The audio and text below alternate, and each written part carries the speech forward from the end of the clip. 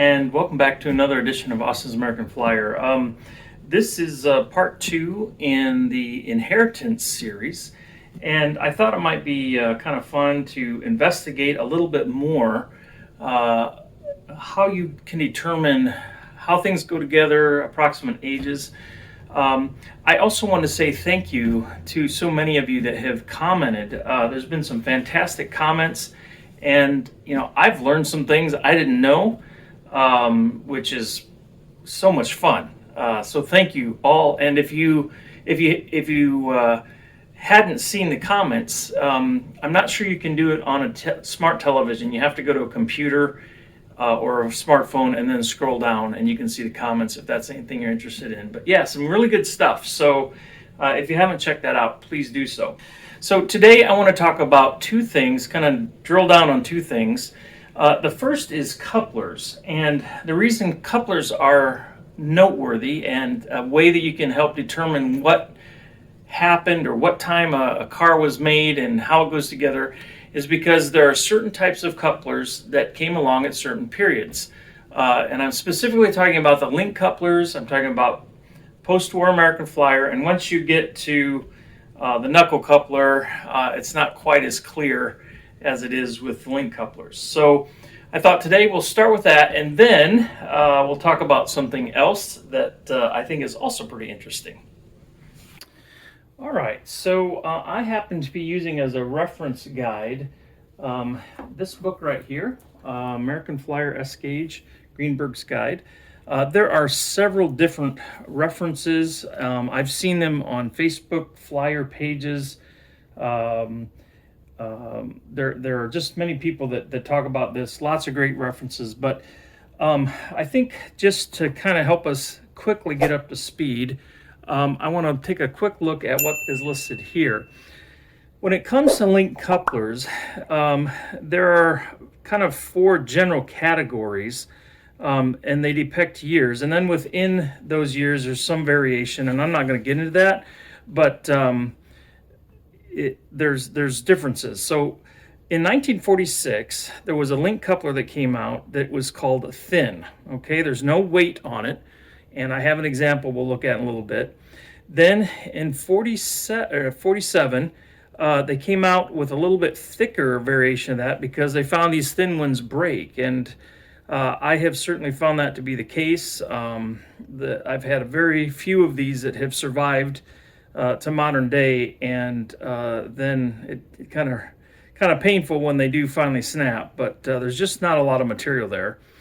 Starting in 1948, they added a weight, and those weights were brass, and so they took the thicker coupler and they added brass weights to it. And then for reasons I don't really know why, in 49 they went to a black weight. So if you look through your fleet of link coupler cars, you probably see quite a few variations. But again, the longest run was with the black weight. So let's take a look here and see, first of all, just a general overview of cars that have the different kinds of weights. So here, let's see.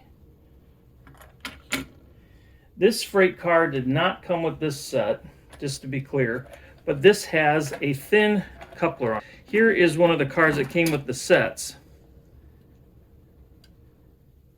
If I put them side by side, hopefully you can see, I'll get it over here, better camera angle. So here's the difference. The car on top is the one that came with the set. The car on the bottom is one from 46. If you put them side to side, so back here is the difference between width. It's not a lot, but definitely more meat to the couplers that came out in 47. So that's something of note. And then the book mentions the brass weights that were added. In 48, they added the brass. And I really like how well these shine up. So it's kind of fun if you have brass weighted link couplers, they polish up super well. And then 49 onward was the black. And again, this coupler is pretty dirty. It's got the plasticizer, white plasticizer that's leached out, and I haven't done any cleaning. But again, this is from the original train set. So if you've been paying much attention, you've already kind of caught on to something I was going to talk about. So we have this thicker non-weighted coupler here on the side dump coal car. We have the thicker non-weighted coupler on the caboose, at least one end of the caboose. And the coupler is broken off of the engine, so I can't look at that one. But there's also a lighted flat car, or a searchlight car, that has the thicker non-weighted link couplers. That's over here, and we'll talk about that more in a little bit. So all of that, again, reinforces what we saw in some of the literature, that these cars came from 1947. Now, it's possible that they were packaged up in 47, manufactured in 47, but maybe weren't picked up till late 47 or even 48. That's always a possibility. But then also in this group of cars, we have this depressed center 6-wheel car that's missing a link coupler from one end, but this end has the brass, so that would say 48. This log car is interesting because on one end it has the brass weight, so that would say, right, 1948. But look at this end. It's got a black weight. So what's that tell us? Well, there was a coupler replacement at some point. So, but probably this car is from 1948 because of the brass weight. And then we have this Boxcar that has a knuckle on one end, conversion car, but the other end has got a black. So probably this is from 1948 or after. That would stand to reason. So, all right. So now I want to switch gears again. We've just reaffirmed what we saw in the literature, that at least the basic part of this train set definitely came from 1947, based on the link couplers on the cars. We have established also that at least a year later, possibly a few years later, depending on when this stock was actually sold off the shelves, there were some more cars added. But a couple of these cars are from 48, and this one's from at least 49 to 53, somewhere in there. When you've got a set of train items to see, do they fit together? Is there a rhyme or reason to what's in front of us? All right, now let's switch gears again and take a look at what's happening with the searchlight car. I had mentioned when I first showed this set that this was something I wanted to revisit, and I want to revisit it. So here is our searchlight car, or what's left of it, and as you can see, the bottom has kind of split apart. It appears like there was some weight or heat on top of this that pushed down and totally deformed the plastic. In fact, on the one end, section broke off, and I still got the brake wheel present. That's remarkable there. Here is the truck with what's left of the undercarriage from the shell or the frame. And if you've never seen this before, I also want to tell you a little bit about some of the early plastics that happened with Flyer.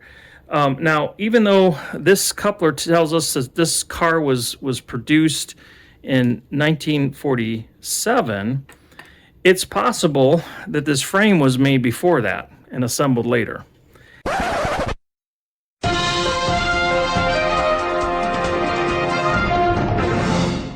So as I'm working on editing this video, it dawned on me that this particular floodlight car has what are considered the tall handrails.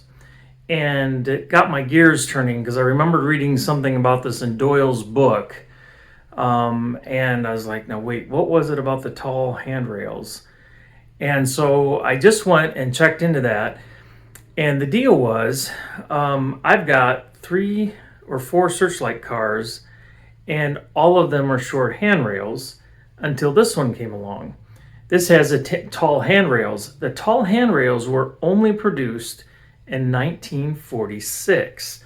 So the suspicion that I had in this video clip where I made mention, it could have been produced earlier, assembled later, boxed later, whatnot, appears to be correct. So at least the floodlight section was assembled in 46.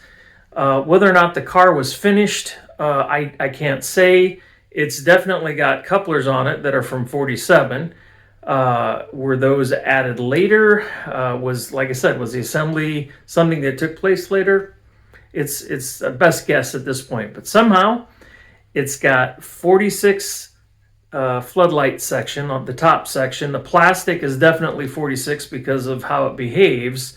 And then the couplers say 47. So anyhow, just kind of fun doing a little bit of research and using some great tools to do that, like Doyle's book. And anyhow, I thought I'd throw that in.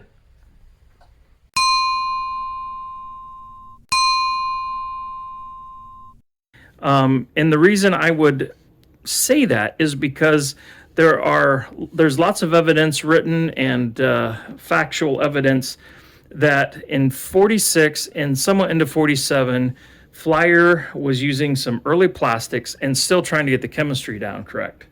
And so, again, if you have link couplered cars and you start looking through your collection, you may find a boxcar that looks like this. Like maybe there was a giraffe that bumped its head really hard or something, It's got this bulge up in the middle. And I've got cars that are, they swoop in, they swoop out. This one also kind of gets sucked in. It looks like something rammed into the side of it. Here's another box car. This was not from the set, but it was made the same time, and you can see it's got a bulge in the middle.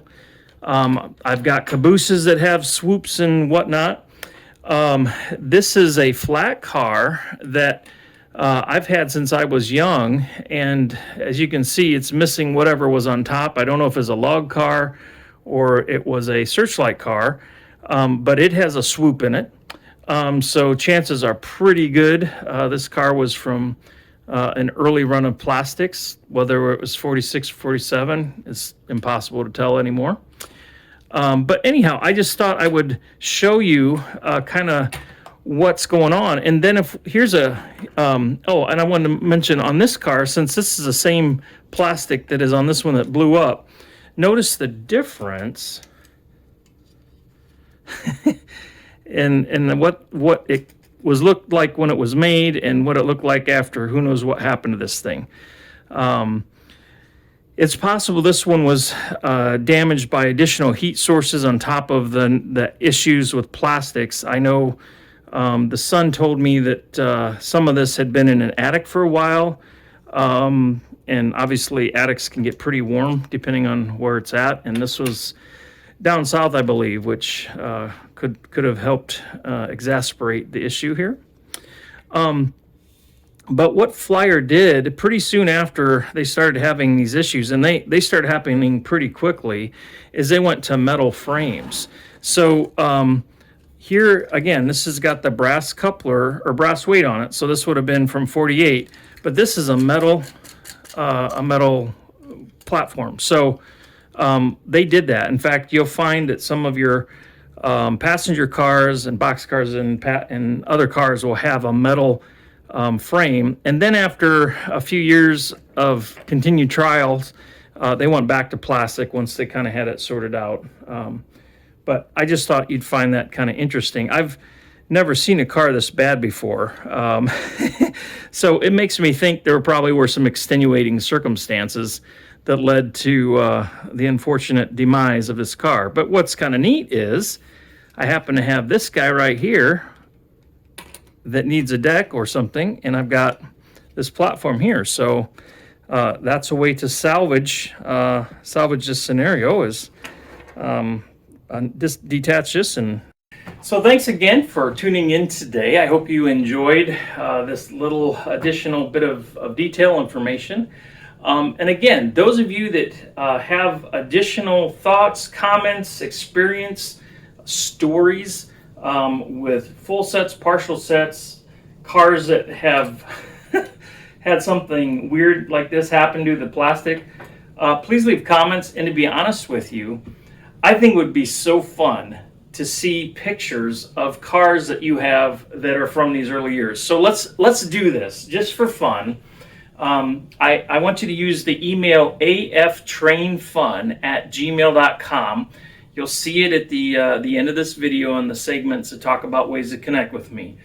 But would you please send me pictures of cars you have that have warped or twisted because of just time and early plastic. And I know you've got cabooses, tank cars. There was some of the early gray and black as well. Coal cars. Let's see what else. Tank cars, coal cars. Of course, we already mentioned flat cars and boxcars. Cabooses. Anything else that you have, please send me pictures, and I'll compile those all together. We'll have like a photo album of interesting cars to look at. So again, if you've got any cars with distortions, I don't care if they're tiny or huge, please take a picture and send it to me at aftrainfun.com or aftrainfun@gmail.com. Of course, include your name. I'll give you credit for it. If you know any history of the car, please include that as well. And let's just kind of do an inventory of what's out there. My guess is there's probably some things that will rival this. We'll see. Time will tell. All right. So until next time, take care of yourselves. God bless. We'll see you. Enjoy those American Flyer trains. Bye-bye now.